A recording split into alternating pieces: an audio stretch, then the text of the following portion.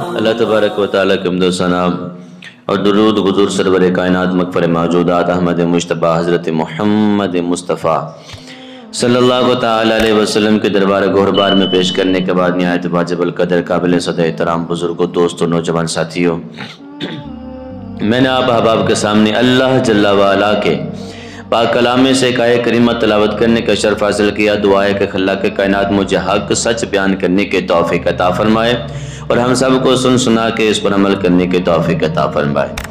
میری آج کے اس جمعۃ المبارک کی بابرکت ساعتوں میں گفتگو کا موضوع ہے امام احمد رضا خان اور آپ کا عشق رسول۔ اللہ رب العالمین نے پاک کلام کے اندر ارشاد فرمایا اہدنا الصراط المستقیم۔ یہ وہ عظیم آیت کریمہ ہے جس کے اندر ہم اللہ کے حضور دعا کرتے ہیں یا باری تعالیٰ ہمیں سیدھا راستہ چلنے کی توفیق عطا فرما۔ اعلیٰ حضرت رحمت اللہ کے تعالیٰ علیہ ترجمہ آپ نے بھی کیا، ترجمہ کچھ اور لوگوں نے بھی کیا، لیکن قربان جاؤں اعلیٰ حضرت رحمت اللہ کے تعالیٰ علیہ کے کیے ہوئے ترجمے پر آپ رحمت اللہ کے تعالیٰ علیہ نے جب بھی قرآن پاک کا ترجمہ کیا اس کے اندر رب کی شان کو بھی برقرار رکھا اور مصطفیٰ کریم صلی اللہ تعالیٰ علیہ وسلم کی شان کو بھی برقرار رکھا، حضور کی آل اور اصحاب کی شان کو بھی برقرار رکھا۔ افراط و تفرید کا شکار نہ ہوئے، نہ کسی کی شان کو زیادہ بڑھایا نہ کسی کی شان کو کم کیا، بلکہ جو حق بنتا تھا اس اعتبار سے میرے اعلیٰ حضرت رحمت اللہ کے تعالیٰ علیہ نے اس کی شان کو بیان فرما دیا۔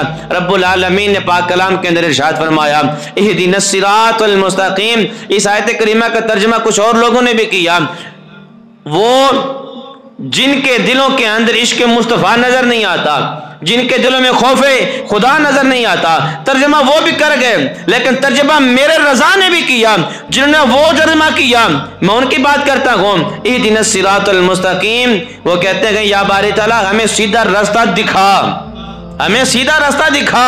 میرے رضا فرماتے ہیں دکھا نہیں، اہدنا الصراط المستقیم، یا باری تعالیٰ ہمیں سیدھے راستے پر چلنے کی توفیق عطا فرما۔ مولا حضور تشریف لائے، حضور نے سیدھا راستہ دکھا دیا، لیکن حضور اس سیدھے راستے پر چلنے کی توفیق ہم چاہتے ہیں مولا ہمیں اس سیدھے راستے پر چلنے کی توفیق عطا فرما۔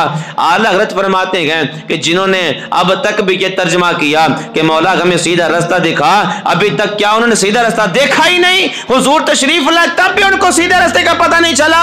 میرے رضا فرماتے ہیں سیدھے راستے کا ہمیں پتہ چل گیا گئے، ہم نے دیکھ لیا گئے، لیکن اب اس راستے پر چلنے کی توفیق رب سے مانگتے ہیں۔ مولا حضور تشریف لائے، حضور نے سیدھا راستہ ہمیں دکھا دیا گئے، سیدھا راستہ دیکھ لیا، لیکن اب آقا اے میرے مولا ہم اس سیدھے راستے پر چلنے کی توفیق مانگتے ہیں، بس توفیق مل جائے اور ہم سیدھے راستے پر چلنا شروع کر دیں گے۔